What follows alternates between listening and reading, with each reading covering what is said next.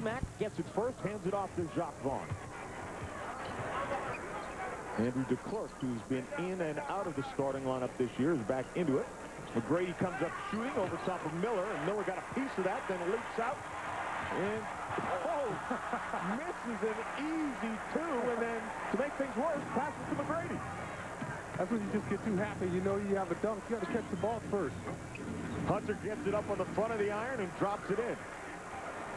And he started off as such a great play for Brad Miller because he did an outstanding job of contesting the shot by Tracy McGrady. Ron Artest tries to reverse it and does. Now, like you said, he's got more than just defensive talent. The guy can also put the ball in the basket in a variety of ways. Here a check. He's been such a star with this team since the trade with Memphis. DeClercq has it now. Shot clock is down to 6. McGrady's got to go to work, into traffic, out to Jacques Vaughn, comes up shooting, and it rattles in and out. DeClercq, though, strong out to the rebound before losing it. Well, here's that miscue. Brad Miller out after that great contest. And big men are not excellent ball handlers, by the way. But I like the defense anyways. It happens to all of us. Compounded by throwing it back, Tracy McGrady. Hunter drive, jump bump is good. Oh, nice offensive play that time by Hunter. He showed me something I didn't know that he had. He's already at his per-game average. After his 4 a game, and he's got him here in the first couple of minutes. Jermaine O'Neal drops it back outside to Tinsley, puts it on the floor, comes up shooting, comes up short. Gierczek with the rebound. I like Gierczek. Guy's shifty. He knows how to score the basketball. Now, he's been playing professionally before he came to the United States. Yeah, he's a rookie, but he's been playing professionally in Europe since 1989. Wow. So while he is a rookie, while he is still relatively young, he has been around, and the pro game has gotten so much better in Europe over the last several years. Well, you can tell he's played because he knows how to play with other people. But yeah, he's a rookie. He's a rookie to the NBA, but he's not a rookie to play with guys of high caliber talent. Tracy McGrady commits the foul, trying to stay with Ron Artest, Michelle. Yeah, well, Tracy McGrady has not had his best games against Indiana. He had 13 in the first meeting, 23 in the second. Isaiah Thomas told me earlier, though, we can't take credit for that. He said T-Mac is going to have his night. If McGrady has it going, there's nothing you can do to stop it. And Doc Rivers summed it up this way, guys. He said, if it were that easy to stop a great player, he wouldn't be a great player. If it was that easy, everybody would do it, right? He's exactly right. That foul was on Hunter. And Jacques Vaughn right out on Tinsley. Reggie Miller dumps it down to Jermaine O'Neal. Backs up Hunter. Goes to the left hand and drops it in. Now, Hunter did a nice job on the offensive end, but that time Jermaine O'Neal just too strong. McGrady loses Artest momentarily, but the help is there. O'Neal was in his face, as was Brad Miller. And Tracy McGrady is limping down the floor in serious pain. And there's the dead ball that he was hoping for. It was hard to see what happened as he made the drive, Sean, but he did go into a lot of traffic. Yeah, and that does not look good. Most of the time, guys are able to shake it off, but he was... And you see that, when you see that freezing spray come out, and that's what they're doing, they're spraying something on it that freezes things, generally that indicates he banged it against something, exactly. Right? That's you have to think that's what happened. Oh, he's got a couple of problems there. Came down funny on the foot and the knee. Looked like it might have grazed O'Neal on the way up. Yeah, well, you can see his right foot right in that crack there and stepping on 2 feet. But they were icing that left knee. Now, when you're throwing your body in there constantly and you're the go-to guy like that, you're going to get banged up and you're going to have little nagging injuries. Tinsley with it now. We'll get Michelle to check on Tracy McGrady to find out exactly what happened. Miller from the outside, no good. Knocked around, loose ball foul. Goes against Orlando. Stephen Hunter picks up his second. And that's just Jermaine O'Neal using that strength that he has. And that's going to get Sean Kemp off the Orlando bench. There's Hunter really, and that's a shame, too, because he got off to such a great offensive start. Yeah, he really did. It's always a drag. Michelle, you find out what's up with Tracy Mcgrady. Well, the team tells me, John, that he just bumped that knee. You see him come to the scorer's table now to check back in. They say he'll be fine. Well, if T-Mac says it, then you got to believe it. The block by DeClerc at one end. Armstrong comes up, off the mark. Reggie Miller with the rebound. Armstrong read it all the way, picked it, goes for the jump shot because he knew DeClerc was under in rebounding position, but doesn't work out for him. I don't know why Reggie was so hard after that ball. And McGrady's back in the game. Sends Darrell Armstrong, says, get right back out, buddy. Go back to the bench. You'll get your minutes later. It's T-Mac time again. Reggie Miller almost hurt himself going after that basketball. And for what reason? Artest swings it around Giricek, gets it on the iron, short, no good. DeClerc with the rebound. Ahead to Jacques Vaughn. Tinsley thought about cheating on that one. Hard bounce pass. It went off of Miller's fingertips, but Jacques Vaughn and I are the only ones who saw it because they're sending it the other way. Artest ahead of the break. Double team underneath. O'Neal gets fouled on the dunk. But that's the one thing that I love about Jermaine O'Neal. He gets the ball around the bucket. He doesn't try laying it up off the glass. He doesn't try finessing the basketball. He does exactly what he's intended to do. He tries to smash it on you. You have to love the way he's aggressive. Whenever he's near the basket, he puts it down with authority. And it was great news that he was named to the Olympic team again, along with Allen Iverson, finally. I know you and I have been pretty vocal about that one. Well, that was long overdue. There's no question about it. There's no way that Allen Iverson should not be on that team. And everybody, cooler heads prevail. Put him on the squad, get it over with. It's good to see Jermaine O'Neal get another shot at a gold medal as well. The guy's worked his tail off. Exactly. He has become a world-class player. And drops in the second free throw. And a lot of that credit has to go to Isaiah Thomas as well. But, you know, guys like that need to be rewarded because he's paid his dues. He sat on the Portland bench for a lot of years, unable to find playing time. And then he finally gets his shot to play for an international team or for the USA team. And he ended up getting 5th place. Yeah, exactly. Tinsley running the floor now, weaves his way down. O'Neal cuts so strong to the bucket and slams it home. Whew. And Andrew DeClerc gets the worst of that matchup. And you have to like that he's going to even try to contest Jermaine O'Neal, but sometimes you have to know your limits, John. Yeah, exactly. Mcgrady with a 3. Put the crowd back into their seats.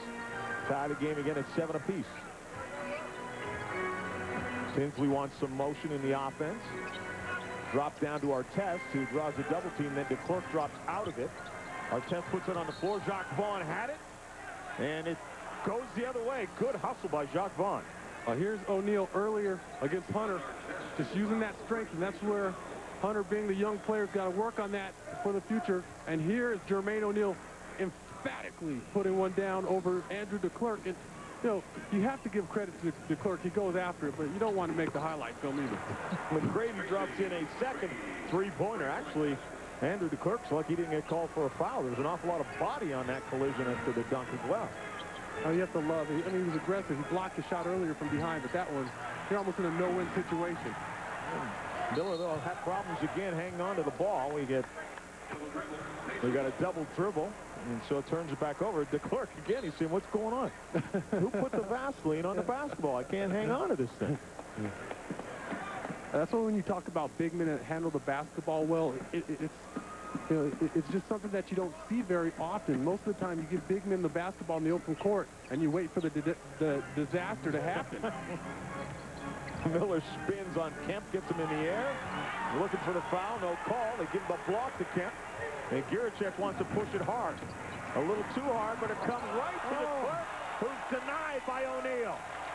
Looked like payback time for a second. And Miller running ahead of everyone, lays it up and in. Let's go the other way. Mcgrady pulls up. O'Neal back again, draws the rebound. Tinsley trying to break down T-Mac. Brad Miller to Jermaine O'Neal, offensive foul. That's a good play. Good call. DeClerc anticipates that spin by O'Neal, but this is the one here. This looked like it was going to be payback time. I mean, DeClerc wanted to meet O'Neal at 11. He was there at 11. He was on time. You see the results. Reggie Miller getting a layup on the other end. Start blocking dunks. You know you've really elevated. But again, I like that better than trying to go up there soft with the basketball. I mean, at least DeClerc's going up there trying to cram the ball. Yeah, absolutely. You know, he's challenging people. You have to love that aggressiveness. Mcgrady, another three. This is deep. Tipped back out by DeClerc to Juracek, and a reset for Orlando. You know, furthermore, on that block, you get a lot of other centers in this league, and they get dunked on. DeClerc swings it to the corner. Juracek. Jump shot. No good. And again, Indiana fails to rebound the basketball. Mcgrady finally gets fouled, but that's a sequence that Isaiah Thomas is going to have to turn and talk to his boys about. You get that many misses and you give up the rebound, it can be a long night. He scored 7 of the first 9 for the Wizards, and as touching as the tribute is, those guys have to win. A Wizards loss puts both the Bucks and Orlando in the playoff. The Bucks win could eliminate the Wizards. Michael trying to do his best to keep his team in the playoff mix. We look at the top half of the standings. You see where the Magic are right now. Meanwhile, don't forget, Pacers just 2 back behind the Pistons. John? Yeah, this is obviously a key game for playoff position, but as you watch Michael Jordan retiring his number in Miami, when Gretzky retired from hockey, the entire NHL retired as 99. Would you like to see them do that with 23? That would really be amazing. Wouldn't it? I think that would be a great idea. He deserves that. I mean, he deserves at least that, because without Michael, I tell you what, the players would be a lot. They wouldn't have nearly as much money as they have now, that's for sure, because Michael single-handedly drove those TV contracts, in my opinion, over the last 10 years. Oh, no because question. without Michael Jordan, you don't have the ratings, you don't have all the licensing money that everybody's getting around the league these days. And these guys owe Michael a little bit of something. I think everybody realizes that. You saw the rebounding, the offensive end of the floor, and it all happened down at this end of the floor in the last trip, because they got 3 offensive rebounds. Mcgrady again is limping just a little bit. And Neal going up after that rebound, can't get it. You have to wonder if he got it banged again. Vaughn gets it up on the glass, still no good, and again an offensive rebound. Vaughn's shot, no good. How many times do I have to say it, John? I mean, that's got to be driving Isaiah Thomas crazy. Well, you watch the Pacers, they're watching the flight of the basketball. When the ball's going up, they're not putting bodies on people. And what happens when you get second and third chances and you got the NBA's leading scorer on the team? There's a good chance that one of those is going to drop. Well, it's the equivalent of letting them shoot, getting the rebound, and handing it back to them and say, hey, here, have another shot at it. Brady has 8 points now. Brad Miller to Tinsley. Spins away from Vaughn onto the baseline. Miller. Shot is good.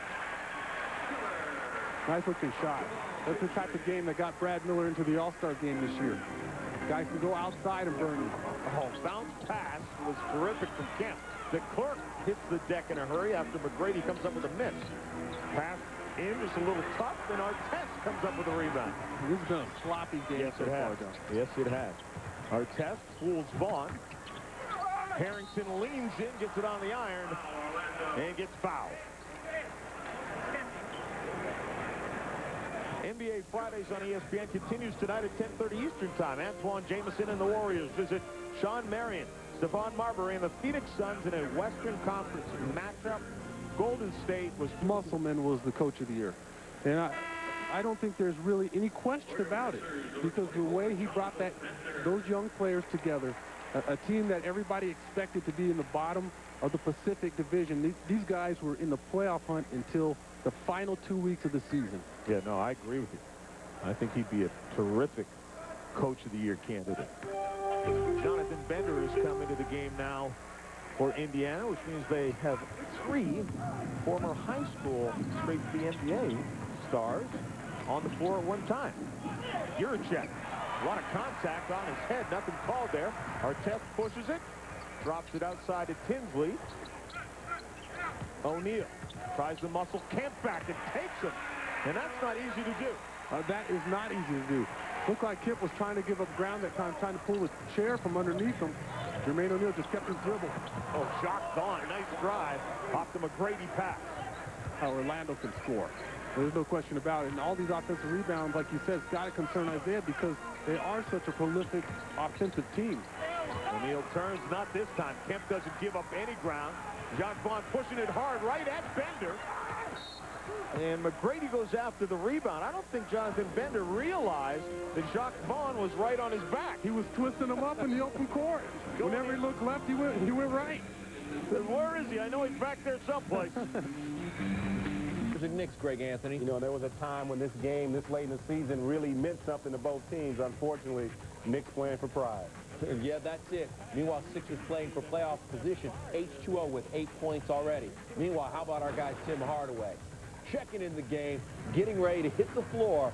Orlando down by a point to Indiana. Yeah, Kevin, your partner is checking into the game. And let us know if you want us to pass any words on to Tim Hardaway. You watch his veteran move here. Jacques Vaughn is just twisting Jonathan Bender up. Just continues to weave his way behind him. That's what you do to big men in the open floor. Give him the opportunity. Here it is, real-time speed. It's almost like you have a mosquito or something on your back. Somebody scratch that itch. That's exactly right. It's like, where is that thing? But offensive rebounds, 8-1 in favor of Orlando right now. Here at Conseco Fieldhouse, John Saunders, Sean Elliott, and Michelle Tafoya. Tracy Mcgrady with 8 points, and the rest of the Magic with a total of 6. And that's just about how it goes for this team without Tracy Mcgrady.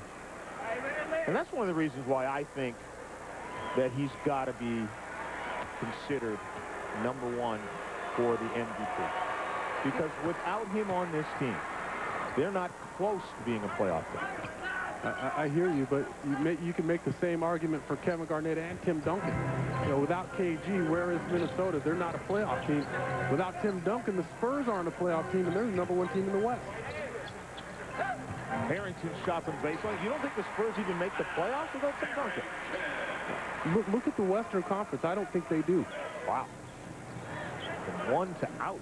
Well, then you would definitely have an argument if that were the case, that he would be the MVP. The West is extremely difficult. I mean, you're asking them, can they beat the Phoenix Suns without Tim Duncan? And I tell you no, because you need that guy. The Suns have 3 of them. Outside, no good. Then he cuts the bucket and gets fouled by Sean Kemp. Bender showing you his outside range. The guy can definitely knock down the 3. And showing you his mental ability, cutting through the basket, moving without the basketball. Again, that's the key. We talk about it pretty much every week. You know, the best way to get open in this league is to move without the ball or set a screen for somebody else. As the season winds down, where's Orlando located in the Eastern Conference race? Well, you can find out all postseason long with information on NBA's.com. Exclusive playoff picture, NBA.com. Just kids having fun, right? That's right. You see that shot that Tracy was right. They're just having a little fun. 23 years of age. The best players in the game, the leading scorer.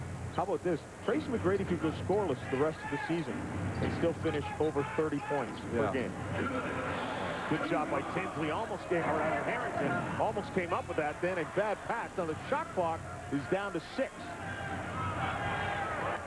Mcgrady fires it down to the baseline. And the shot beats the buzzer but won't drop down. And Tim Hardaway drops it off to Strickland.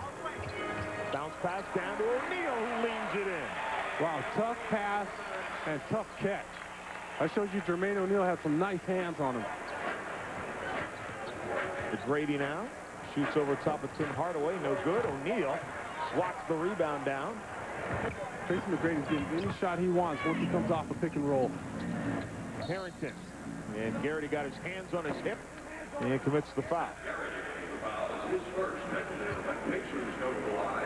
And into the penalty, so Harrington's going to go to the line right now. Indiana on a 6-0 run. The thing that keeps Indiana in the ball game is that they play defense. And they could tighten it up a lot more here early on. They're giving up offensive rebounds. They're giving Tracy Mcgrady all the looks that he wants. And sooner or later, that's going to come back to bite you. Irachek's going to go to the bench, and Gerald Sasser checks in. Harrington uses every bit of his time allotment up there, don't you think? At the free throw line? It's not called Malone time. No. Doesn't reach that. It's now an 8-0 run for Indiana. Mcgrady trying to break down O'Neal. Burke, who just checked in, leans back on Harrington. There was no contact back there. He's looking for it. That's why the ball gets thrown away. And then Hardaway goes right to the hole. Well, first off, that's not Pat Burke's advantage to try to take it to Al Harrington in the block area. His advantage is to step him out because he can shoot the ball with a little bit of range. And secondly, you have to stop Tim Hardaway on the break. The most important guy on the floor is the guy with the basketball. Mcgrady goes in trying to end a 10-0 run to go to the free throw line. Here it is. Pat Burke trying to work against Al Harrington here. Misses the rim completely, but somebody needs to step up and stop Tim Hardaway. You can't rely on somebody else to do it. The most important part of transition defense is stopping the basketball. #1. You're looking at a guy who averaged almost 18 points a game in his 13-year career, so you can bet in the open floor he's going to find a way to get there. Tim Hardaway, 5-time All-Star. You don't get that way by being a slouch. He knows how to play. See, Mcgrady got 10 points, but struggling a bit from the field, and he misses the free throw. O'Neal comes up with the rebound. And now Tim Hardaway trying to lose Armstrong. Isn't it amazing, John, how you have all these young players talk about Tracy McGrady, Jermaine O'Neal. See Tim Hardaway go back door, and that's Timmy just using his experience to get open. But the young guys in this league, you talk about the MVP race, it's really 4 guys that are in it, and only one of those guys went to college for 4 years. Yeah, that is amazing. Indiana's now on a 12-0 run. Burke. Well, it's very often you'll get somebody to go in the air, but when you get 2 of them going up at the exact same time, then you got a good shot of going to the free throw line. But a 12-0 run here, and you're right. You certainly wonder now when you mention the high school players for the MVP. Right. How many high school guys are looking at that and saying, you know, if I get there, I start the clock going a little earlier, the cash starts coming a little earlier. Absolutely. And somewhere down the line, if teams are patient with me, then maybe I'll be a candidate. You're also taking a huge risk. And you look at all these high school guys playing tonight, 5 of them. Amazing.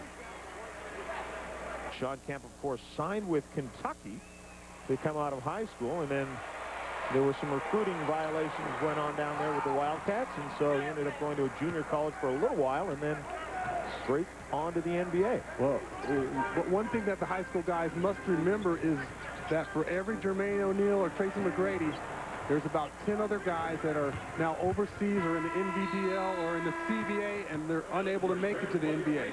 Actually, a great point. Jermaine O'Neal, though, it's hard to argue what he's done tonight. 9 points, 4 of 5 from the field, and 6 rebounds, and he's been pretty dominant early on. Blocked, stuffing everyone, and spinning his way to the hole. Indiana ends on a 12-1 run.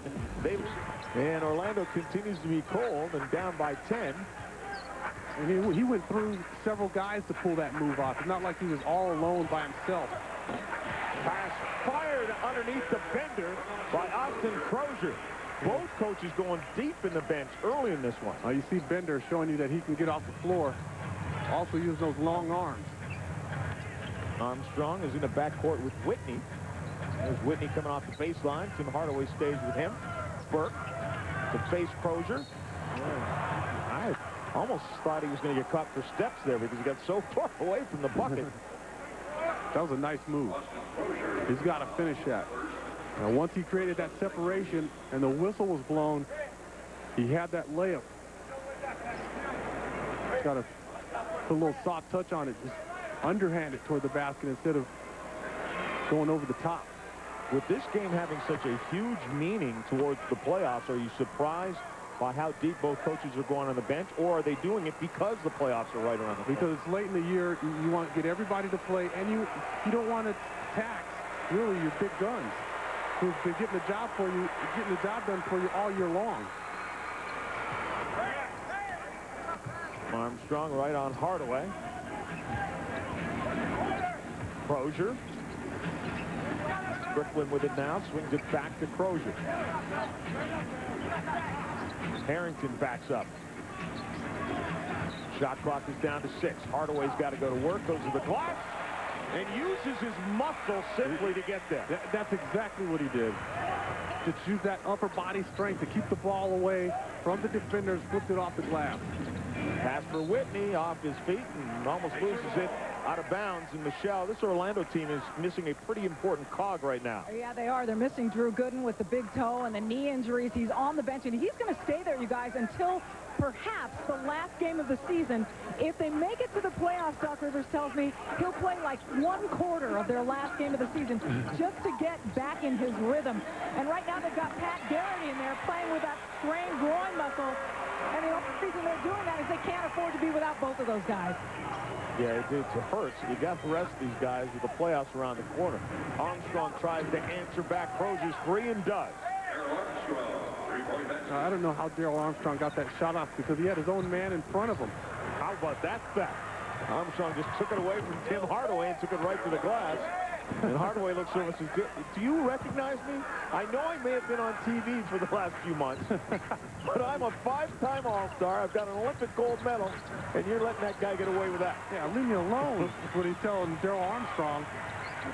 Harrington short. Now it's Indiana that's hitting the offensive glass.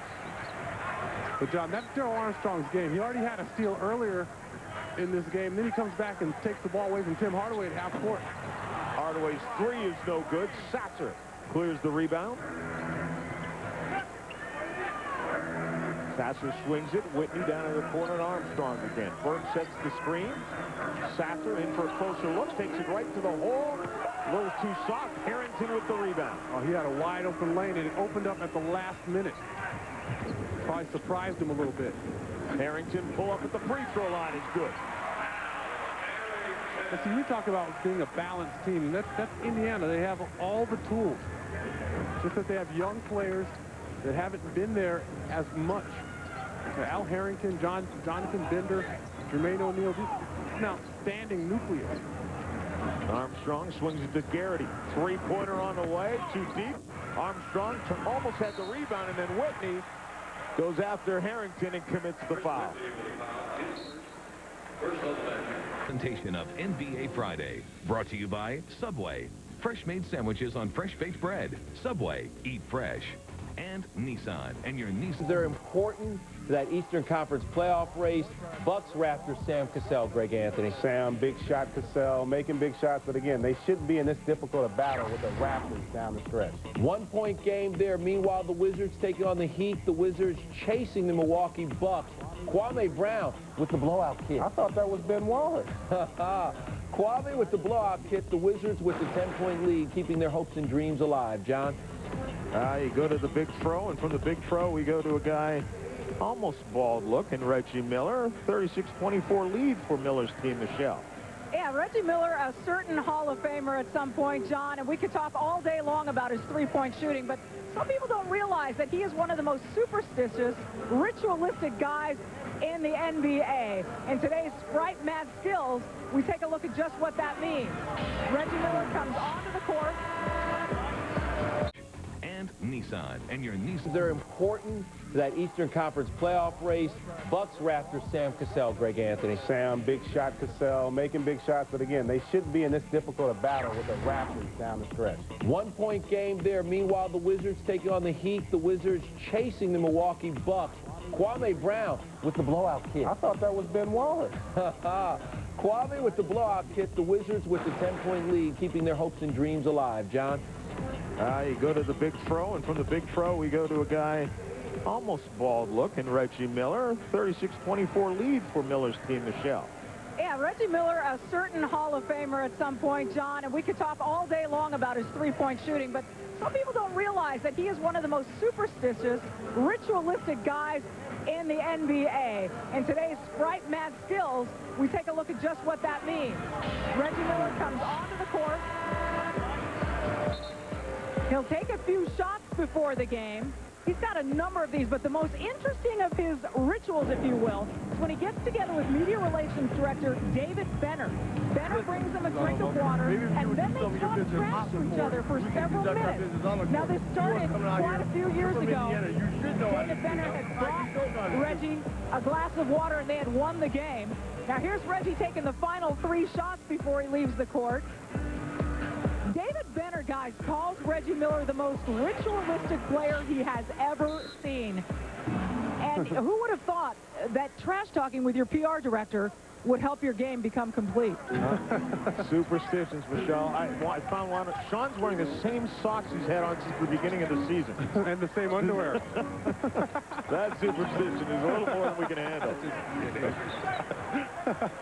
Burke clears the glass and gets it ahead to Mcgrady. Wants to break down Bender. Comes up shooting over top of him, but misses just about everything. Strickland with the push. They lost Bender on the break. Well, Tracy Mcgrady had him. He ran all the way to the free throw line with him, then he tried to recover, and instead of staying with Bender, he tried to step up and find his man. Mcgrady has it now. Burke set a tough screen, and Mcgrady with a little finger roll. You know, the only reason he's able to get that shot off is because he hides the basketball when he goes to the hole. If he shows the basketball to the shot blocker, then they get a piece of it. At least they can time the shot. Instead, he comes across the lane. All of a sudden, the ball is gone before the shot blocker realizes what's happened. And he's so long as well that he can reach out from almost the free throw line. Strickland puts it on the floor. 2 on a shot clock. Bender's got to let it go. Beats the buzzer, and it's good. That's just talent. That's just a guy making something happen out of nothing. I'll show you. Talk about Jonathan Bender in a couple of years. What kind of ball player he's going to be. Harrington trying to muscle Mcgrady into a double team with Bender. Gets it up on the iron. No good. Crozier clears the glass. It's a tough one-on-one situation there for T-Mac. If he wants to take a big man to the basket, he's got to step him out on the floor a little bit farther. Trying to take guys 8-10 feet away from the bucket. The NBA calendar coming up in the next few days. Sunday on ABC, the Lakers against Portland starts with NBA shoot-around at 3 o'clock. Mike Tirico is your host on that. Then Monday on NBA TV, New York against Washington at 7. Wednesday on ESPN, Washington and Philadelphia, Utah, Sacramento. Will that be Michael Jordan's final game against Philadelphia? If he's not in the playoffs, it will be. Tinsley drops it into the middle. And Bender can't get the shot to go, and then a loose ball foul goes against the Pacers. Al Harrington picking it up. And when Jonathan Bender caught that ball and turned around, he elevated so high, there wasn't a chance of that shot getting blocked. Pacers getting a lot off their bench today. Starters have 15 total. The bench, 25 points. Garrity for 3. 2 deep. Hunter clears the glass back out. Artest now on Mcgrady. Brings it back up. Doc Vaughn's shot no good. Artest comes with the rebound. Indiana's going to have to address the way they've rebounded the basketball in this game. They continue to watch the flight of the ball. Crozier's shot outside no good. And that's not the way they've been scoring as well. At one point they had 14 field goals and they had 14 assists. You know, moving the basketball has been the key for the Pacers. They've had their guards penetrating, dumping it off to the big man, or guys on the outside knocking down jumpers. 16 assists, and that tells you they're moving the basketball, they're sharing it. Whenever they go one-on-one, that's when they have trouble scoring the ball. Not falling for Mcgrady. He does have a rib problem as well. And you got to figure that's going to affect his jump shot, but he's 4 of 15 from the field already. Giracek. And Artest talks it from behind and knocks it out of bounds. Jamal Tinsley there was anticipating Austin Crozier cutting to the basket after he set that screen along the baseline. Tried to flip that little behind the back pass to him, and no one was there. Jermaine O'Neal comes back in for Crozier. Garrity. Giracek looks to drive on Reggie Miller. lost the handle off his foot. Mcgrady goes to the deck to get it, comes up, hands it back to Mcgrady. Shot clock now at 8. Mcgrady's three-pointer is good. Wow. You're not going to keep him down for long, right? Wow. How do you contest that? There's not a whole lot you can do about it. Ron Artest does the right thing. He faces Tracy Mcgrady, and he just dribbles up to the three-point line and elevates on you. Faces with just 1 and 3. Bender from the outside, not even close, and he looks over to the officials if, you know, I'm not that bad of a shooter. Somebody might got a piece of me. Great, Mcgrady for 3. Uh-oh. That's what the Pacers should be saying right now. They had him 4 of 15. He's got 4 three-pointers now and hit his last 2 shots. Oh, we O'Neal. When the Stephen Hunter comes and sets the screen, Tracy Mcgrady comes off. Jermaine O'Neal must step up to stop that jumper. Otherwise, you leave Ron Artest out there to dry. And Tracy Mcgrady was getting a ton of these shots early on in this game. He wasn't knocking them down, but he's got it going now. You got to step out there and stop that shot if you're the big man. Both big men, as a matter of fact, were sitting in the paint area. You didn't do good in art in kindergarten, did you? No, I can't draw. Bender leans in after he pops it back and forth between both his hands. Conseco Fieldhouse here in Indianapolis. Mcgrady is tied up on Miller. He called for a foul. He thought he had all of the ball. That's his second. John Saunders, Sean Elliott, and Michelle Tafoya. It looked like he had an awful lot of the orange, but they called the foul on him. Well, it looked like a good attempt. I thought he had all ball. Here a check back to Vaughn. Garrity comes off the screen. Shot's no good. Hunter almost picks it right back up and in. Reggie Miller with the rebound. Kinsley. The lob to Bender running the floor. And it started right about the three-point line. Tracy Mcgrady was step for step with Bender, and then he just took a step or 2 off, and that's all Jonathan Bender needed. He exploded toward the bucket. Mcgrady over top of Artest, and it's good. That's amazing. That's just beating double team with superior talent. If 2 guys on you, forget about passing the ball. He just drives over the top of them. Artest trying to work on Mcgrady, moves his feet nicely and swats it. Vaughn thinks about pulling up. Mcgrady puts it on the floor around O'Neal, reverses it, too strong, rebounded by Bender. Tracy Mcgrady had to wait for that ball too long. Artest ahead of everyone, and Vaughn commits the foul, and Ron Artest takes a swing at Vaughn. Yeah, he's really got to watch it now. You're getting close to playoff time. Every game is important. You cannot afford to get thrown out for a silly foul or a flagrant. You're going to get fouled in this league. Yes. That's part of it. I don't, you know, guys get upset because they get fouled a lot, and you hear guys saying, well, I'm getting beat up. It's the league. Well, especially if you're playing in the interior. The other thing is that it's a hard foul. Yes, it's a hard foul, but that's what you're supposed to do. But it's not flagrant, and Ron Artest, of all people, should know what a flagrant foul is because he has 2 suspensions because of them. And all that kind of action does, John, is it alerts the referees, and now they're going to be watching you even closer than ever. So now you really can't make a mistake in this game because they're ready. Vaughn wraps it around. Hunter goes to the hole, and he gets bumped by O'Neal or Bender. They were both there. And we should point out that we both seriously appreciate Ron Artest's game. Oh, there's no question. I've said it all along. You let your game speak for you. And he has the game. You guys, I talked to Isaiah Thomas earlier about it. He said he doesn't talk publicly about the counseling he gives Artest, but he says he treats it like if he was your kid. Would you tell all your kids' friends how you punished him? He said, I don't believe in embarrassing Artest. He said, but he is well worth the effort. He is a good person with a chance to be a great person, and a wonderful man will come out of him eventually, guys. You know, Michelle, you look at it again. It's a hard foul. There's no question it's a hard foul. It's not a flagrant foul, though. And when Ron Artest swings with the ball, but it was interesting, while the free throws were being shot, Ron Artest was called over by Isaiah Thomas, had a couple of words in his ear, and Ron Artest, it's all part of the learning process. Hunter loses the handle off Artest then and out of bounds. It is part of the learning process, but at the same time, after so many suspensions and the reputation, you know that you have to be especially careful. He says he's done with suspensions. 12 is way too much. And he says, that's it. We won't have any next year. And no more the rest of this year. So he has spoken, but swing the ball like that, you might not be able to keep your promise. Well, Steve Javy had a look on his face. He almost wanted to laugh about it.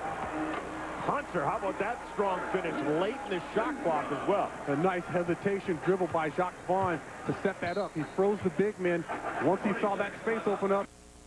So, Artest now. Shot clock is down to 7.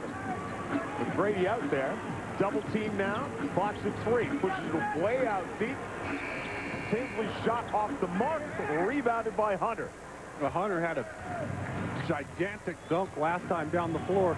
He's showing you some of his athletic ability. He pulled that rebound down. He skied. Well, how about that block by O'Neal as Mcgrady tried to create something? I really think that was one of the times he hoped to get it on the glass and then go back after it. Exactly. And you see Jermaine O'Neal this time when Tracy McGrady's probing, he's coming down the lane with the ball. If he gets a screen or not, he's there to shadow him.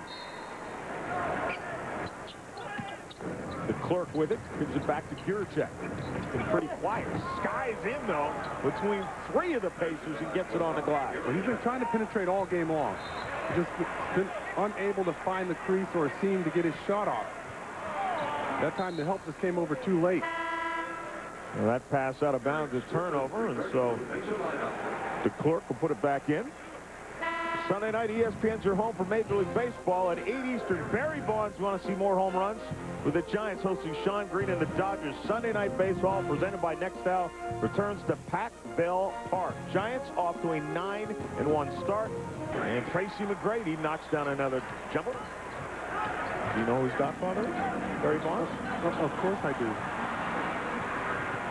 Jacques Vaughn with the pass to the clerk. Loses it. McGrady gets it back. To the lane, no, from 16, rebound. Raptors, 10.6 seconds left. And we're going to keep it right here with the Bucks in front. Got it anyway. That's exactly right. You get older, you start thinking the game more. I don't care in any sport, because you lose that athletic ability for the most part, and so now you have to do it mentally. That's why you see a lot of these old guys are still hanging around, because they know how to play. Exactly. And they'll tell you, too. Oh, they'll tell you. They'll be the first to tell you. You can't run and jump with all these young players. You're crazy if you think you can. You have to outsmart them. Be patient. Orlando's put in a 23-12 run here. Artest just inside the arc, off the mark. McGrady with another rebound. Final 30 seconds. And Orlando can get this thing to a one-point game with a three-pointer. Now, the way they were getting pummeled earlier, you'd never expect for them to come back so strongly. Updating that gentleman on the fly, of course, a Bucks win and they clinch a playoff berth. It's 104-102 with 6 seconds left. Corrected myself, and so looks like the Canadian team going down, Mr. Canadian announcer. You know, taking shots at Canadians, all because... Missed this free throw now, Leo. I think he has to. I think he's got to miss his free throw here. See if the Raptors get an offensive rebound. Williams, and the toss is good. And now Milwaukee has a timeout. They've burned their last. They've got to get the ball in play, though. Well, now you got a different scenario. Now you're going to go for a quick steal. And if you don't... All the guy is, I'm more concerned with his range and his wingspan. No one ever gets a rebound or blocks a shot with their head. You get it with your hands. This guy has extremely long arms. He plays like a guy 7'1". Another guy straight out of high school in his 4th season. All right, final 25 seconds. Jacques Vaughn comes to the ball. Got to believe they've called something for T-Mac. Runs off the screen. Bender out on him. O'Neal now on the switch. 10 on the shot clock. Three-pointer on the way, and the foul by O'Neal. O'Neal says, where? He got him on the forearm. On the floor, he's 6 for 8. Well, Chuck, if the Raptors were to lose this game, free throws could certainly be looked at. Milwaukee just under 79% from the line. Raptors only 65%. Raptors have missed 9 free throws in this game. The Bucks just 4. And the Raptors, Leo, as you mentioned, have gone to the line 7 more times. Yeah, I mean, than the been Bucks. there 26 times. Coach of the Indiana Pacers was the general manager and vice president of the Toronto Raptors when Tracy Mcgrady came up in the draft. And that year, Isaiah told everyone who would listen, if Have to foul immediately. All right, they've got Tim Thomas in the ball game instead of Irvin Johnson as Thomas goes onto the floor. he was 100% correct. Well, it's too bad Toronto didn't make more of a concerted effort to keep him. I mean, it's something to offer the guy money, but he wanted to play. He wanted to be a big-time part of that offense. He wanted more minutes. He wanted to be a bigger factor. Well, at that point, it was a question of Vince Carter or Tracy Mcgrady. Exactly. And at that He misses. You know, you get in his jersey. I would get in his jersey. I would not allow him just to pull up and shoot this jumper here because it comes out of nowhere. He's got that little shake with his hands, and you think that he's going to go left or right on you. Next thing you know, he's raising up. Ron Artest doesn't even have a chance to contest the shot because it catches you off guard. Brad Miller, great job to get the rebound, and this time Jermaine O'Neal on the other side. But both guys come up short with the battle underneath. McGrady pulls up another 3. This one over Tinsley. It won't stay down. Taps back out to Jock Vaughn. If he knocked that shot down, I was going to take my headphones off. About to get out there and start running with him. I'll tell you what, he would make you run. Reggie Miller puts it on the floor, pulls up, uses the glass, and it's good.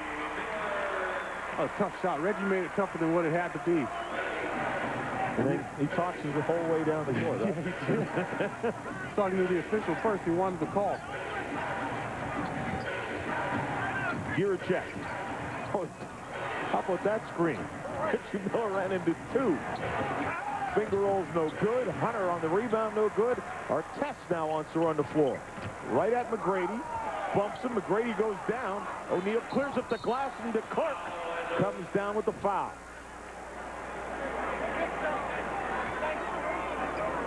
Hey, John and Sean, I want to update you on the condition of Tim Hardaway. He will not be back for the second half. Those back spasms proving too much for him tonight.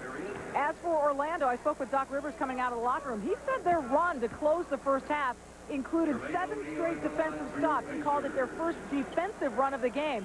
He's also happy that his team is hitting the offensive glass and getting extra shots. What he says hurt them in the first half, Sean and John, was transition defense. And he said that disappointed him because Orlando is supposed to be the running team here. Yeah, but what happens so often with running teams is they don't get back on defense. They like to run at you, but they don't like to run the other side of the floor. It's almost like the defensive end has a tilt to it, like they're running uphill. Well, once you sprint it all the way down there, yeah. Exactly. Not only in practice, you might get to walk back, right? That's what they'd like to think. 3-point game. McGrady, Artest stays right with him. The clerk hits a hard screen and rolls off of it, leans in at O'Neal, and O'Neal is forced to foul. So that's an excellent play by Andrew DeClerc. Doesn't try to push off with his off arm. He just uses his body to create the contact and has the focus to get that shot up. You can catch live NBA action in high definition on NBA TV. Monday, Michael Jordan will play his final regular season home game as the Wizards host the Knicks.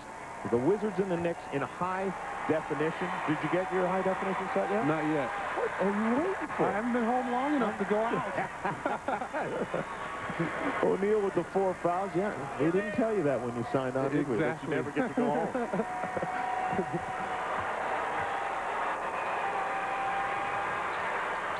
The clerk rainbows that one down. Back to a 2-point game.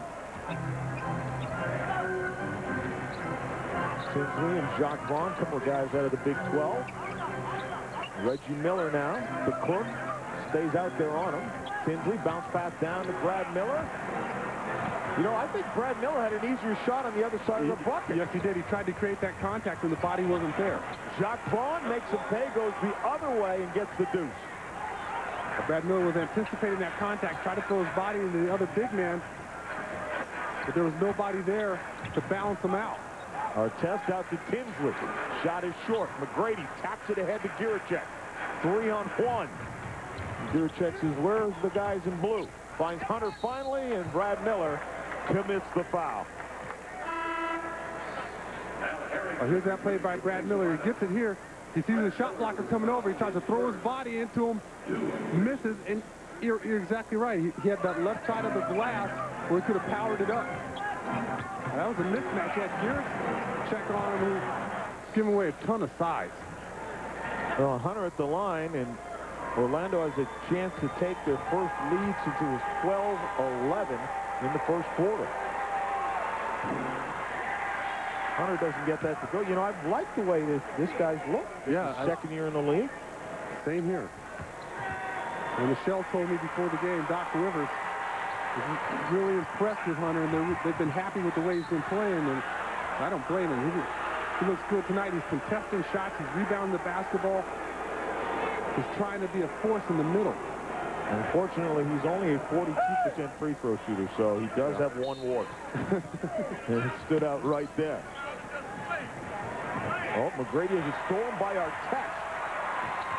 Harrington between a couple of defenders, off the glass and good. You know, that time they get the basket to fall, but both teams have run kind of shoddy breaks here. They've had 3-on-1 opportunities, and they don't have guys spaced out right. Al Harrington pushing the ball in the middle of the floor. Not great spacing, but he gets the shot to go because he attacks the two defenders. You see it's all set up because Ron Artest is pesky again on the defensive end. Al Harrington with strength and body control to get that shot up. Can't convert the three-point play, and then Miller gets on the back of DeClerc. Ball goes off with DeClerc. He's having a rough night. He's got a lot of things going wrong. Well, Artest has got that 50-50 look on the shoes. Right. Throws you off when you see it. You think he's wearing two different shoes until you look closely. Oh, how about that? Great pass by Brad Miller down to Jamal Tinsley. And that's how they scored in the first half. They were moving without the basketball. They were assisting each other instead of playing one-on-one basketball. Vaughn goes right at Mcgrady and then just loses the handle on the ball. You see the call is still going to belong to Orlando. I think the ball hit the official. Is that what Isaiah's talking about? All that happened was an accidental whistle, guys, and the ref immediately looked at Isaiah Thomas and said, my fault, and so it was just an accidental whistle, that's all. He just kind of breathed out when he wanted to breathe in. Tweet. Mcgrady, three-pointer no good. Misses just about everything. No, because it was blocked, so the ball belongs to Orlando. Yeah, Ron Artest got a piece of that. He's all over that shot. Great contest. Tracy Mcgrady actually looked to me like he shot that ball on the way down. If he gets at his peak and shoots the ball, it gets away. And Tracy Mcgrady talking to Hunter, saying, you got to think, buddy, I'm throwing the ball into you, because they had a similar situation happen earlier in the game. And Hunter wasn't expecting a pass from T-Mac. Well, Hunter caught it from both Doc and Tracy McGrady that time. Oh, Giracek ran a mile to get open, and when he did, he buries the three, and then they don't get... Wow! Pardon me! Andrew DeClerc with the underhand block on Brad Miller. I don't know why people are booing. That block was spectacular. I mean, I can't remember when I saw one coming up from the bottom like that. I've never seen a block like that, but it's almost the only way that he can get to it. He gets it on the way up, takes it right out of his hand. There's nothing wrong with that block. That's clean. And that's a brilliant block. Are you kidding me? It's unbelievable. It was. I mean, normally the guys are trying to spike it down to the court. He brought that one up. Mcgrady launches. Just short, DeClerc completes it at both ends of the floor. He's taken over the game. You heard me say he was having a rough game, and he's taken over. Hey, but you know what? That's what happens when you're aggressive from the start. You just persevere. I mean, he got dunked on earlier because he went after the ball. At least he went after it. Then he tried to dunk over Jermaine O'Neal, got that block, but it's payback time. Jacques Vaughn goes in, and Harrington gets back to stuff him.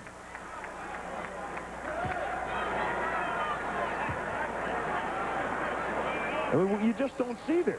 No, you don't. But what a block. And that's amazing because he sees the ball at the last minute, And then he sees it on the other end coming off. No one puts a body on him. Too many paces watching the fly of the ball. Look at his elevation. Turnover, and Kingsley takes it off the glass from Artest.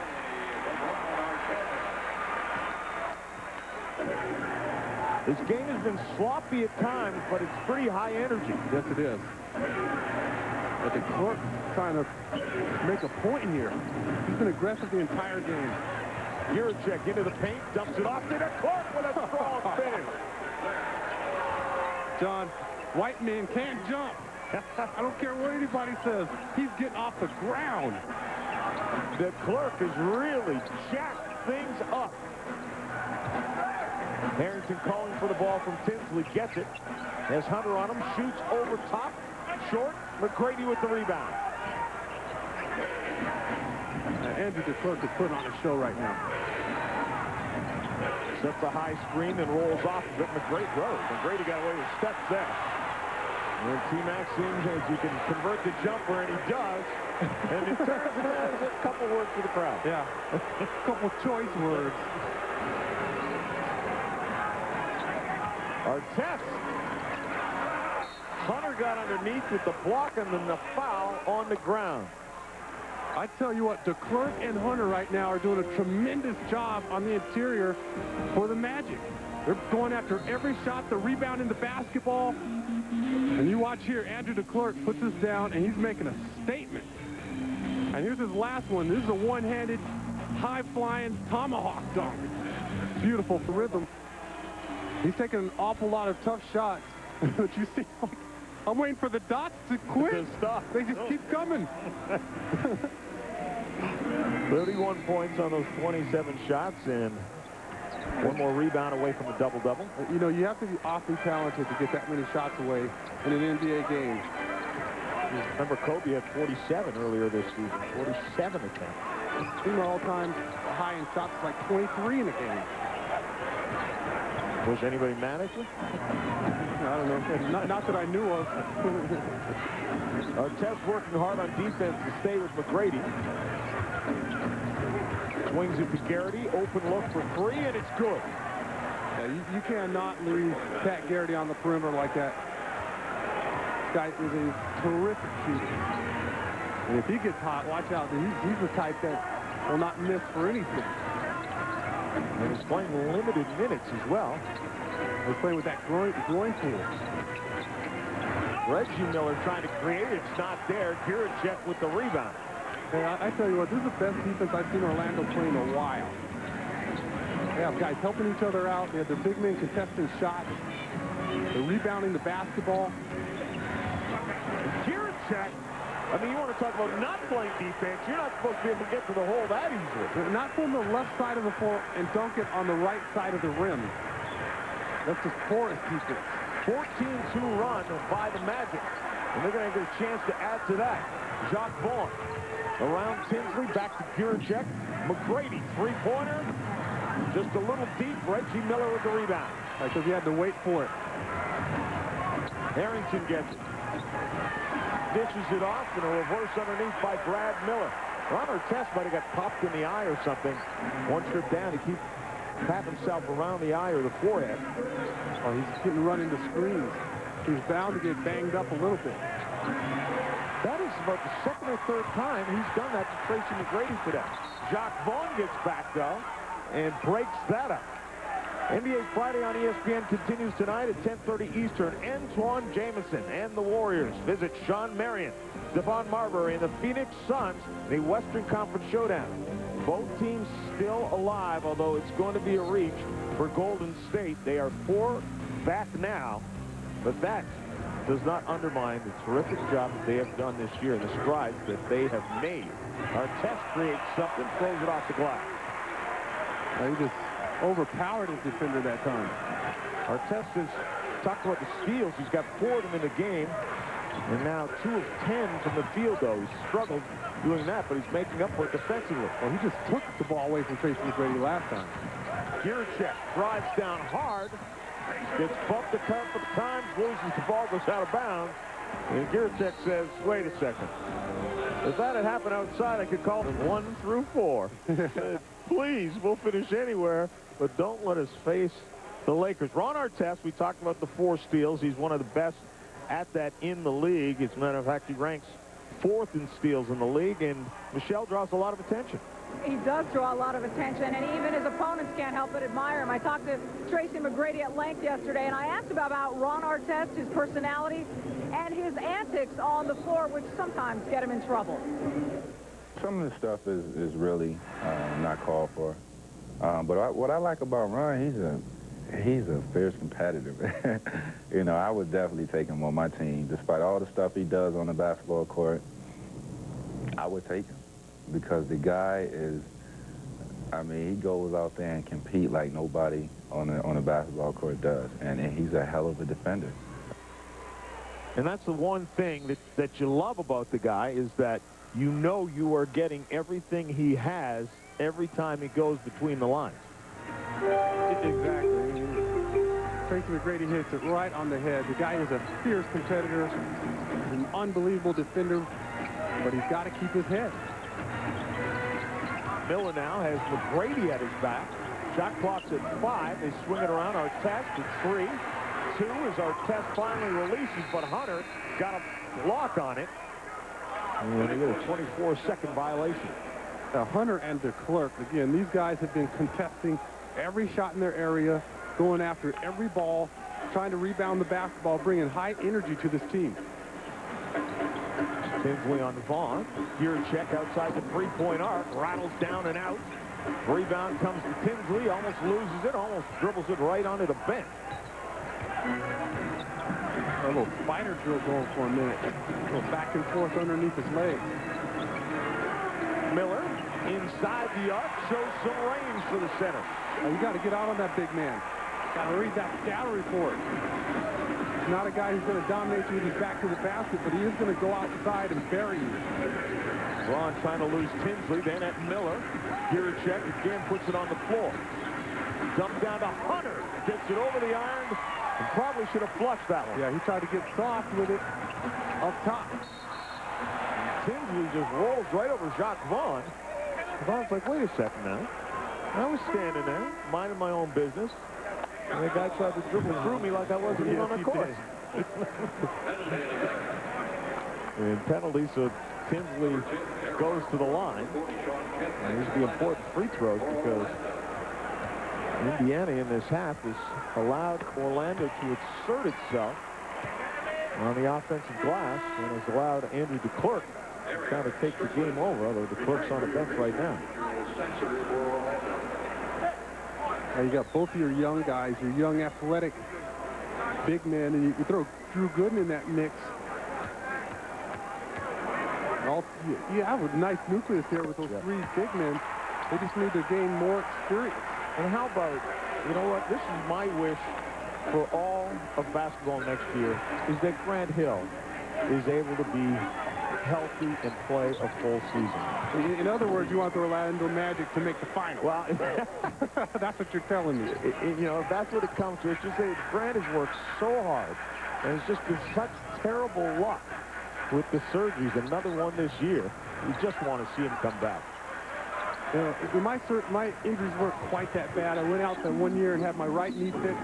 I came back the next year, had to get my left knee fixed instead of doing them both at the same time, but I was able to come back and I felt much better. So I know Grant Hill, sometimes you go through those times of adversity, but he's the type of guy who's willing to work hard, and if he's healthy, he's going to come back with a vengeance. So that's our wish for you, Grant, as Sean Kemp lays the 2 in and then goes to the free throw line looking for a 3-point play. And comes away with it, and again the Magic lead is back up to 5. Final minute of the 3rd quarter. The quarter that's been dominated by Orlando. They trailed by 1 at halftime. Trailed by as many as 15 in the first half. Tinsley puts it on the floor. Floater on the baseline, no good. Sean Kemp has the rebound. Armstrong weaves to his left. All the Magic have to do here, John, is persevere and hold this lead while you have your big gun sitting on the bench. Perfect time. Doc Rivers pulls out his big gun and gives him a rest. Armstrong's rainbow off the glass. Now, Farrell, and then he wants to foul. 7-0 run. He meant to do that. Off the glass, and he's looking for the foul, but a 7-point lead now. Shot clock is off. 10 seconds left. There's a crucial stopping period right here. Tinsley trying to lose Armstrong. Kemp was there with the help. Strickland from outside three is no good. And a great third quarter by the Orlando Magic. And you can really take it back. Over. He was the spark, no question about it. That beautiful block coming underhand to block it. Then he follows that up with a big-time rebound dunk. Then he gets the pass from Gierczek, and he knows what to do with it. He was not playing with it. And that's our KFC storyline. Well, there's a lot of storylines going right now. Tracy McGrady has 31. Of course, you know, Gooden is out. Second chance points at 14. Tim Hardaway, our former partner on ESPN, will not return. He tweaked his back. Jermaine O'Neal has a double-double, but he had 9 points in the first quarter, only 1.6. Wow. They got to get him going if they hope to win this game. Just chalk that up to both Hunter and the Clerk. Both those guys doing a nice job. John Kemp over O'Neal, no good. Artest thought he had Sasser sealed, and then it bounces off him. On Artest. Antics again. A little elbow grazing the cheekbone. Yeah. Ever so gently. Just letting you know I'm there. Into the hands of Strickland.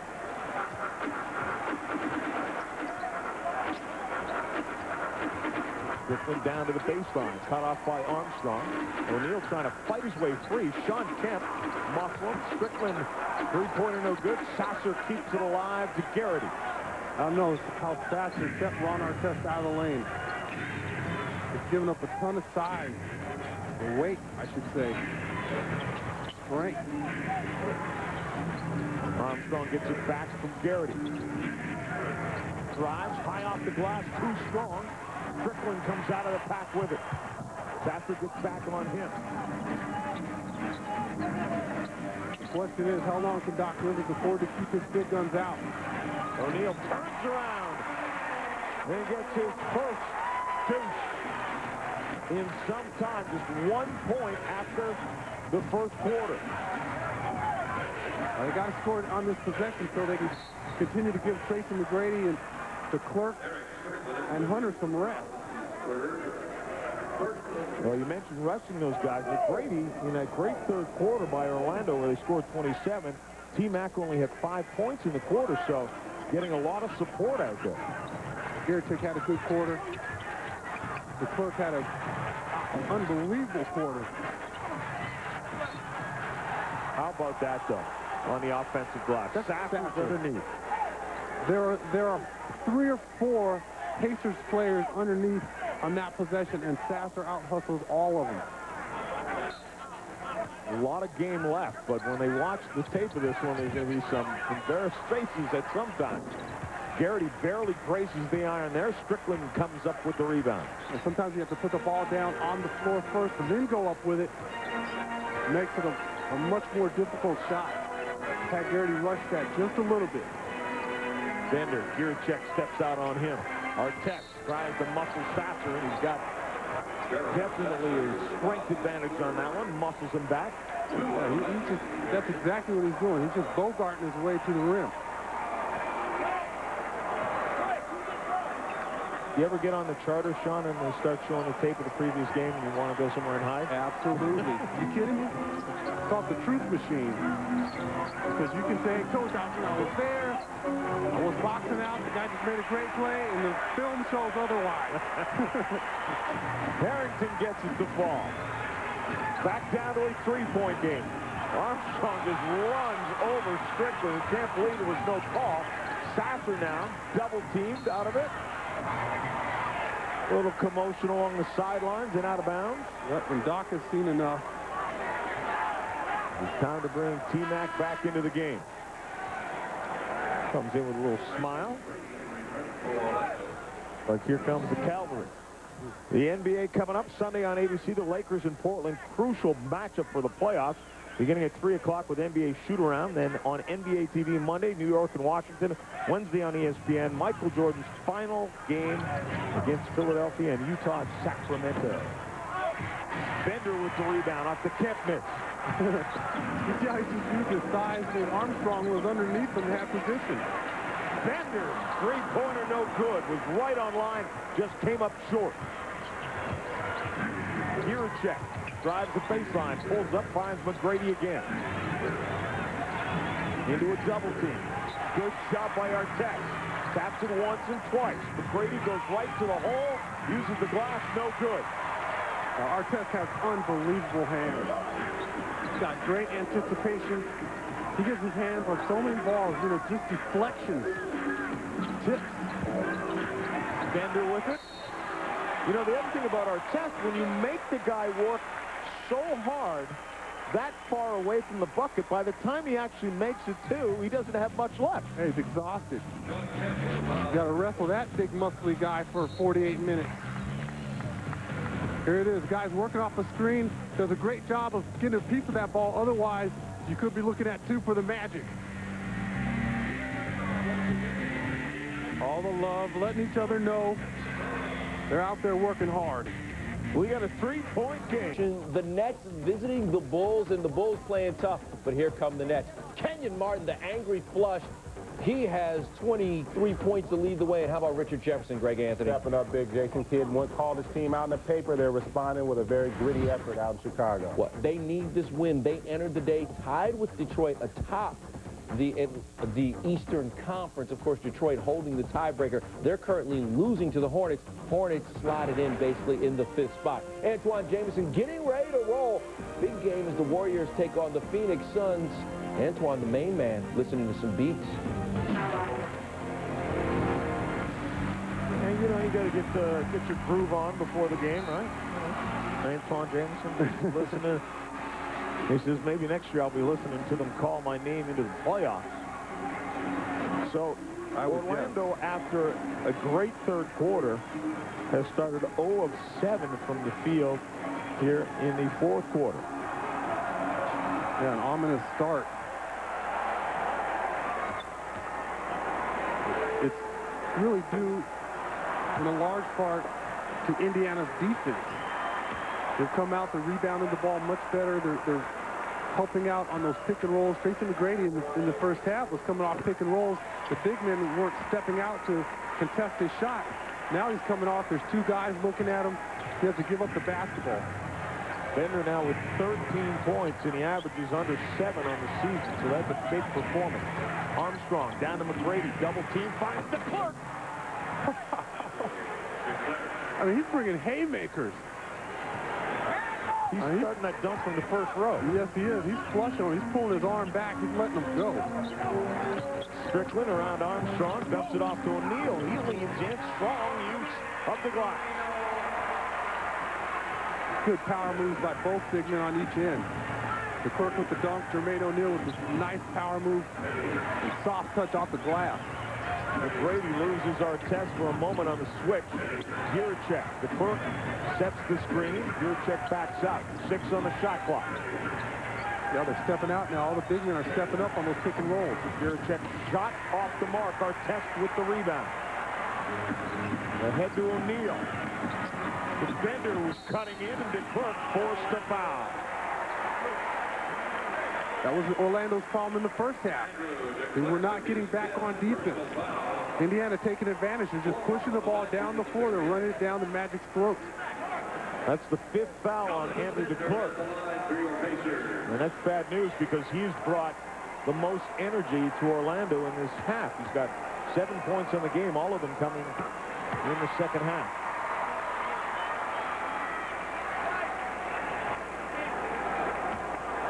They missed that guy right there. We did. Yes, they do. You know, he's just, more than anything, he gives them depth. You don't have to play Pat Garrity. Pat Garrity's out there nursing a groin for him. Because Drew Gooden's not able to play. You have those young guys out there, they can play forever. You never have to give them a blow. Garrity comes up shooting and knocks it down. and that ball was away instantly. As soon as he caught it, he put it in his right hand. He went right up with it. Al Harrington didn't even have time to react to that shot. That shows you what kind of shooter Pat Garrity is. Yeah, that type of release reminds you of Del Curry. Yeah, yeah, it does. I think Del Curry could shoot it before he got it. Strickland's three was no good. The Clerk with the rebound. Yeah, it seemed like it when Del Curry had the ball. And it was effortless with Del. It's just, he's gone. See the field goals here in the second half. Pretty close. Mcgrady trying to create something underneath. Gets knocked to the deck. Sunday night ESPN's your home to ESPN.com. You know, besides that HDTV, which you keep telling me to get, I haven't been home long enough to get one.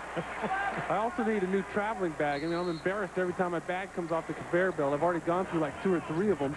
All the travel I've been on this season, my bags just keep getting torn up. Big NBA star with a torn up bag. Garrity from outside for 3. As long as the duct tape still works. Yes, it does. You can see Garrity, you give him some time, and his feet are set. He's going to knock down a high percentage of those 3s. How about that advantage from the three-point arc for Orlando? And Neal's trying to make it up in the paint. Hunter gets called for the foul. But again, you see Hunter, you see Mcgrady, the Clerk, they're going after shots. They're playing defense. Normally you see with the Magic, they allow a lot more points. Here's Garrity. He has his feet set, nice rhythm jump shot, nice rotation, hits the bottom. This guy's a pure shooter. I believe he was in a 3-point contest this year. Yep, finished 4th, I believe, the last couple of seasons. He's one of the all-time great three-point shooters in the franchise history of Orlando. Tracy Mcgrady had 26 points in the first half and just 5 here in the second half. So again, you really point the finger around to the rest of the teammates and say, nice job in the second half, picking up for the superstar. Well, it's been the Clerk, some Giracek. Those guys have played excellent offensive basketball in the second half. Garrity's hit shots. Armstrong's played defense. He hit a big shot at the end of the third quarter. Get it done by committee. That's what teams do. Armstrong, great move on Tinsley, and then he gets fouled. How about that for quickness? Yeah, that's like, I'm coming to get this pick and roll, and next thing you know, you're staring at your own bench. He just disappeared right in front of Tinsley. See ya. He started cheating toward the sideline, and he blows right past him. Where was the foul? That's what I was looking for. I think they reward him for the move. Because you had to be fouled, you know. It didn't look like it was a hand on him, but Tinsley got hit with the call.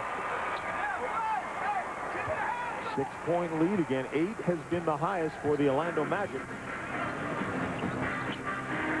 O'Neal trying to call for the ball, battling down there with Hunter. Well, they got to give him time to establish position. O'Neal wants to drop it down to Artest, and this time it's Mcgrady with defensive play. Then takes everyone to the rack. The finger roll won't fall. T-Mac with a little knockout to the stanchion there. But he snuck out defensively, and now we'll go to the free. Chicago, New Jersey game, and Kenyon Martin blocking everything in sight. He has a season-high 5 blocks, 1 shy of career high.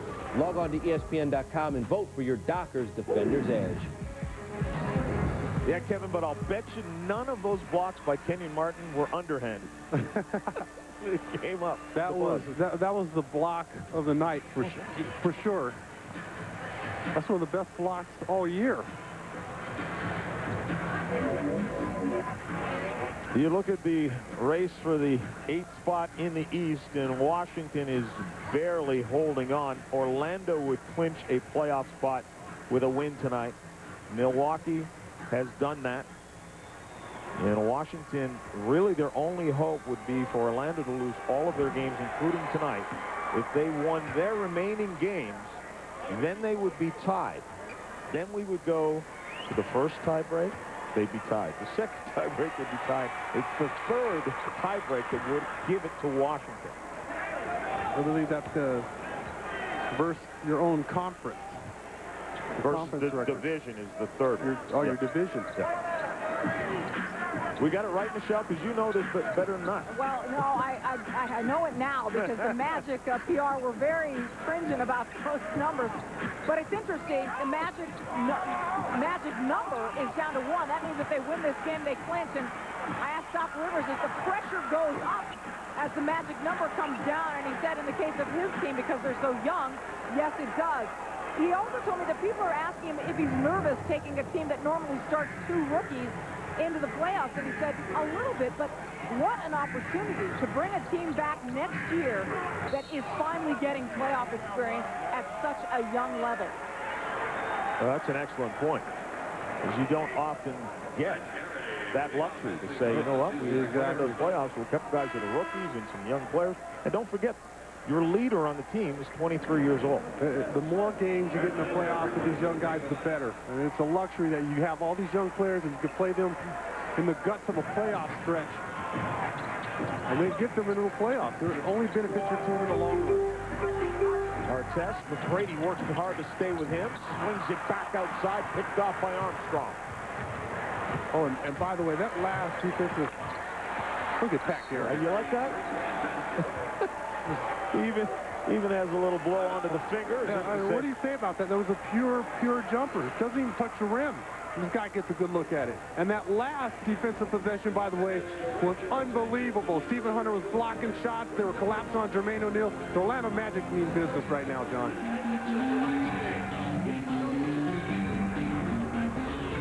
Quarter.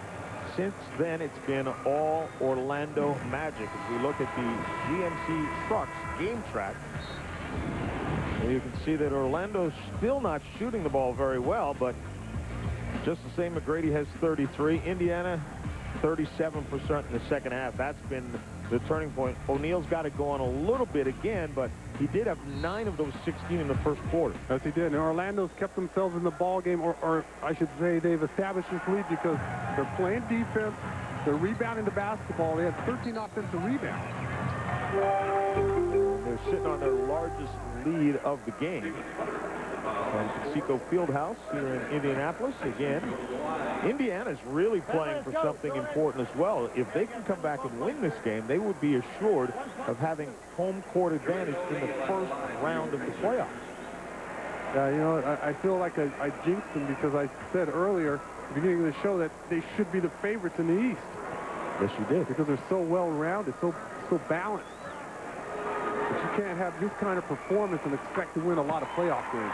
Also, not on your home floor either. I mean, exactly. Indiana is 31-8 on their home floor. And Orlando is 15-23 on the road. This is not supposed to be happening. Exactly. Well, Orlando's out-rebounding the Pacers. A more physical ball club. They're getting out-rebounded, and that's just effort. Check. Mcgrady calling for the ball. Has Bender on him, runs him off the baseline into an Armstrong screen. And let's see what the call is going to be. It's going to go against Bender as well, and it's just a great veteran move by Darryl Armstrong. Well, he sets the screen and he holds his ground. He set the screen for Tracy Mcgrady. You see Bender, he doesn't even try to sidestep or get around that screen in any kind of way.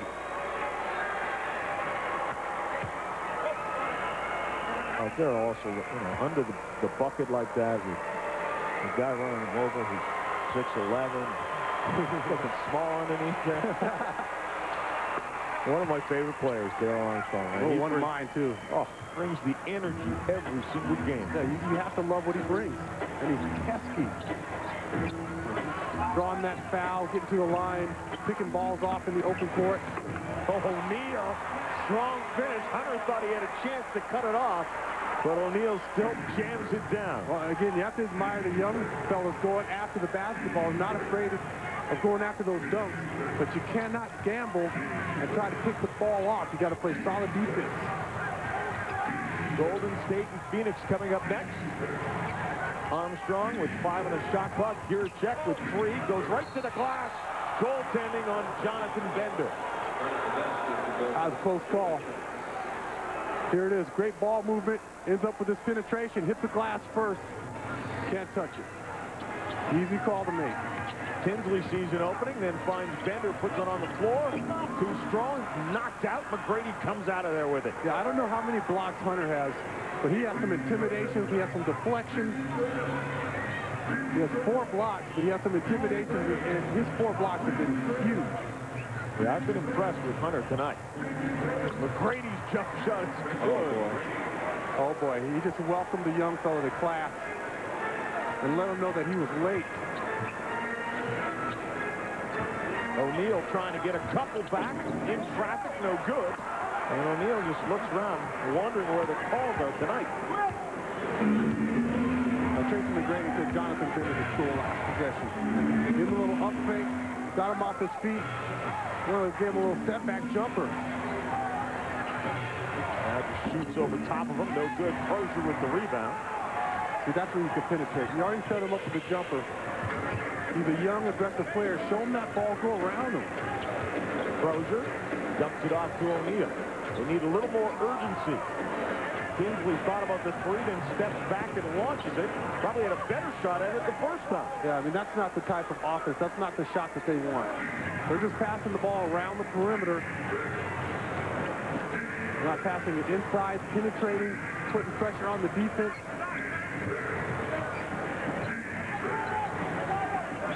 Clock down at 7 as McGrady releases over O'Neal. Crozier with the rebound.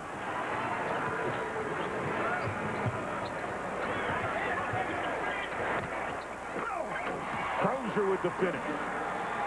Austin Crozier a few years back looked like he was going to emerge into a star.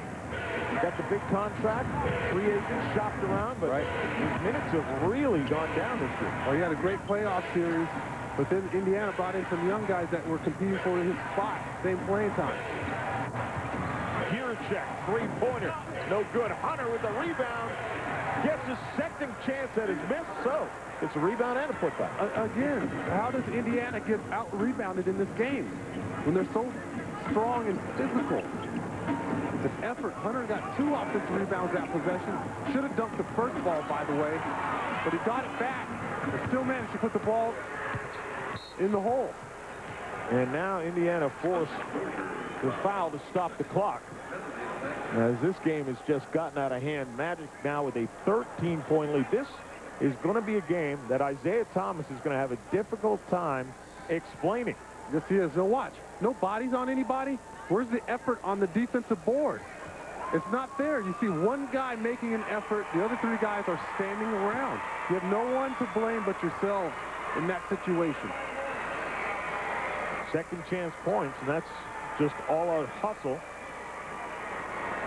on behalf of the Orlando Magic.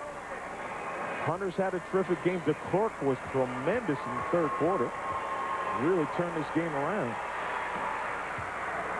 And McGrady has been McGrady.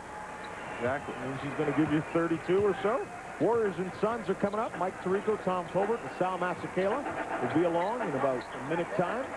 What we have left in this one, Bender drives on the baseline, runs right into Hunter. O'Neal launches a 3-pointer, and it's good.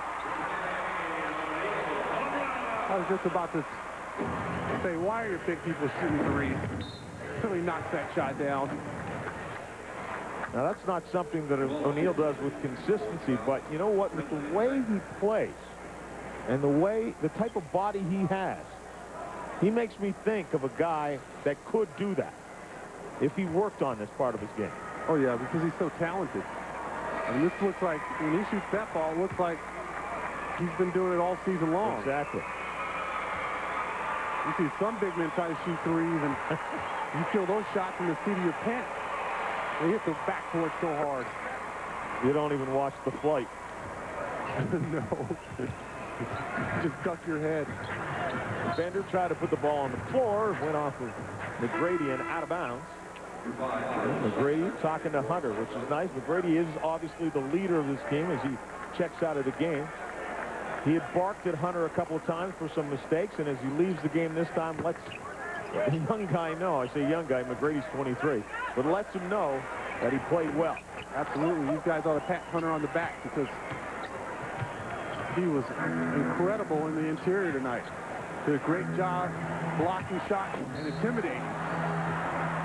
And he really would have liked to slam that one down as the exclamation point, but he gets fouled going up with it. You see how high he gets up here? And this makes me wonder, I mean, he's way above the rim.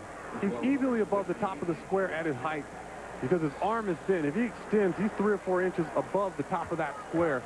And it makes you wonder, when he gets the ball underneath, instead of trying to gently lay that ball up, dunk it, smash it. We saw the numbers on Hunter, and you also got to be reminded that this is just his second year in the league, and he missed the first 38 games of this.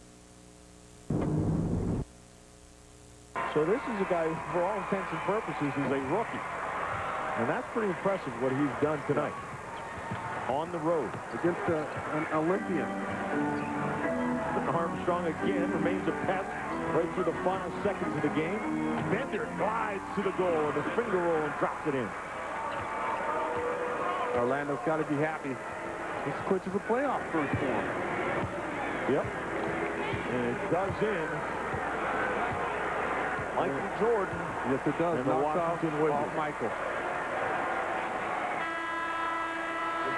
Time expires. And Indiana's guaranteed nothing. They could have had home court with a win, but the Magic have clinched a playoff spot with a 98-86 win. Coming up next, the Warriors and Suns from Phoenix. For Sean Elliott and Michelle Tafoya and our entire ESPN crew, I'm John Son.